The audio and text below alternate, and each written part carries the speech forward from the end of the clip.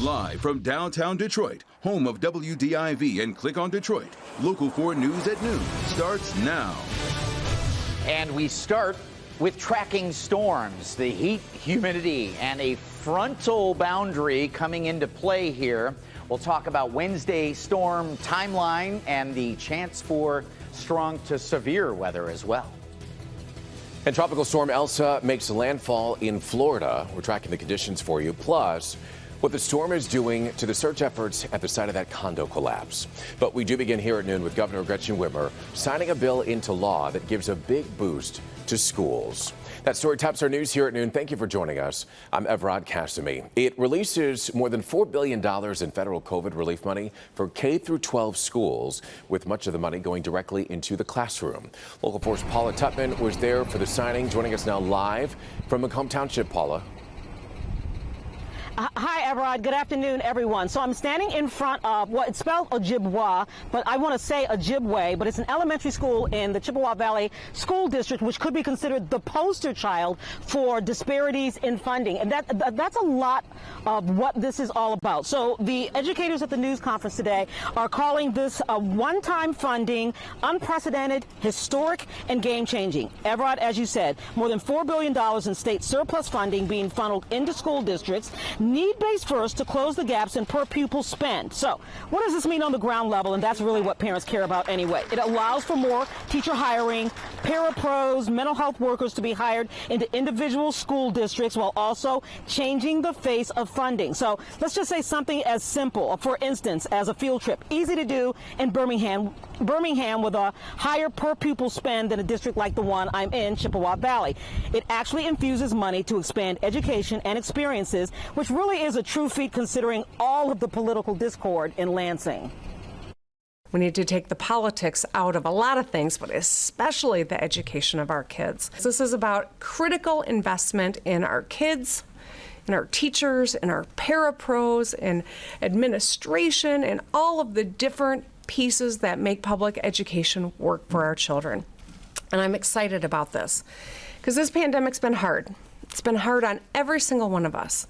And as resilient as we know our kids are, there's no question that they too have felt the strain of the last year in particular.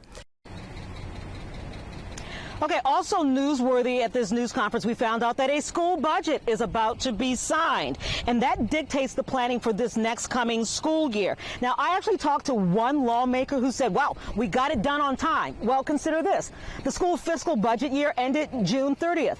It's July 7th. We still don't have a signed budget, though it's expected to be signed next week. But I can tell you this, superintendents who are here, who I've actually spoken to in the last 3 weeks, who are very angry and upset and concerned about the fact that they didn't have a school budget and couldn't start planning. They were all smiles today, no complaints. They've already started planning. So there's still a lot to unpack with this news conference, a lot of news, a lot of nitty-gritty stuff that's very important to parents and students. Just give me a couple of hours to unpack some of it. I'll be back at 4 and 5 so that we can explain what this also means on the ground level in terms of this more than $4 billion of one-time funding that supposedly is historic. At least that's what educators are calling it. Everard? All right. We will let you unpack more of this for us, Paula, and we'll be tuning in coming up on First at 4. Right now, though, we want to get to some breaking news. Former President Donald Trump is suing Facebook, Twitter, and Google, claiming censorship. Donald Trump has been suspended from Twitter and Facebook ever since the January 6th deadly insurrection. Now, he made the announcement about the lawsuit just a little while ago at his New Jersey golf course. We're asking the U.S. District Court for the Southern District of Florida to order an immediate halt to social media companies' illegal, shameful censorship of the American people. Now, this is a class action lawsuit, and the former president will serve as the lead plaintiff. Donald Trump was suspended from the platforms after the January 6th insurrection, with the company citing concerns that he might incite further violence. Representatives for Twitter and Facebook have declined to comment on the lawsuit. Well, if you've been outside at all today, we've kind of had a very muggy morning. I stepped out briefly there, Brandon, and yes, certainly felt the mugginess. Definitely feels like rain might be on the way sometime this afternoon. Talk about the potential for storms. Certainly seems inevitable the way it feels. However, the clouds have now spread out and thickened a little bit with the heat, and it tempers temperatures, at least keeps them from really taking off. But the temp and humidity combined for a heat index, and low middle 80s feels a few degrees warmer, no doubt about it, and still going to gain a few degrees. But a little bit of cloud cover goes a long way in prohibiting severe weather development with the intense heat. But the heat humidity with a frontal boundary way up north, you can see the showers and storms Traverse City to the Tawas area. And I'm starting to see some showers firing up here in parts of Indiana as well. Really think it's going to be about 2 o'clock and beyond that we're eyes to the skies. We have a slight risk. That's a 2 out of 5 in areas south of 696, and then a marginal risk for parts of our north zone, a little lesser risk or fewer number of potential problematic storms. You can see the satellite radar here firing up with the clouds, just billowing with the heat, and again, that frontal boundary way up north. Plus, we're tracking Elsa, which is kind of into the panhandle now with 65 to 75 mile-an-hour winds, flooding rains, Evrod, plus storm surge, and the threat for tornadoes still with Elsa.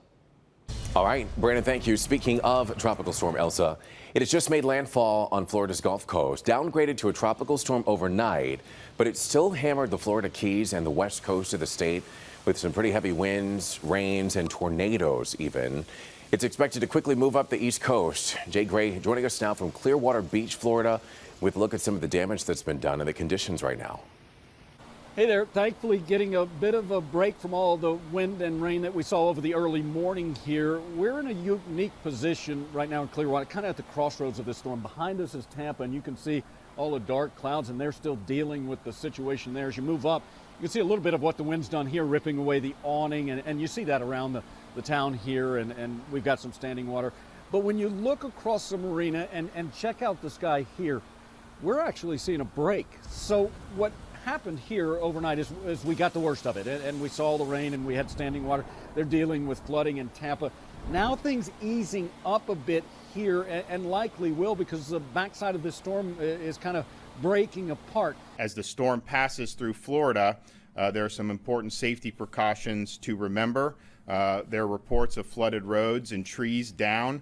Don't drive your vehicle into standing water. As little as 12 inches of fast-moving water can carry away a small vehicle. And this system, while it's kind of disorganized, has some staying power. It's going to rush through Florida and really hang along the eastern seaboard through the end of the week. So we're going to have wind and rain affecting millions as this system just continues its move to the north and east. That's the latest from here in Clearwater. I'm Jay Gray. Now back to you. Jay, thank you. Let's move to Surfside, Florida now. At the site of that condo collapse, crews are working through the tropical storm, and they plan to continue doing so until they are told to stop. This morning, officials announced 10 more victims were found in the rubble, the death toll now standing at 46. More than 100 people are still unaccounted for, 14 days after the building collapsed. Searchers have found no new signs of survivors, but authorities say their mission is still geared towards finding people alive. The undercover law enforcement officers are shot while driving onto the freeway in Chicago this morning. They were in an unmarked car on their way to an assignment when they were shot on the city's south side. Two of the officers were federal agents with the ATF. One was a Chicago police officer. Thankfully, their injuries are not life-threatening. There's no word on any arrest just yet. But the shooting happened just hours before President Biden was set to visit the area. Chicago's Mayor Lori Lightfoot says that she plans to talk about the city's gun violence problems when she meets with the president later today. Today, Secretary of State Jocelyn Benson announced advances to offices. Starting July 19th, branch offices will be open till 9 a.m. will be open from 9 a.m. until 6 p.m. on Mondays and Thursdays. And then the offices will be open from 8 a.m. until 5 p.m. on Tuesdays, Wednesdays, and Fridays. Benson says this will help assist an additional 120,000 Michigan residents. Photo renewals are now only required every 12 years instead of every 8 years. Michigan residents can also renew their license online. Well, after demands for nearly $1 billion, the ship that got stuck in the Suez Canal is finally allowed to set sail again. We'll tell you why it was still being held months after the issue.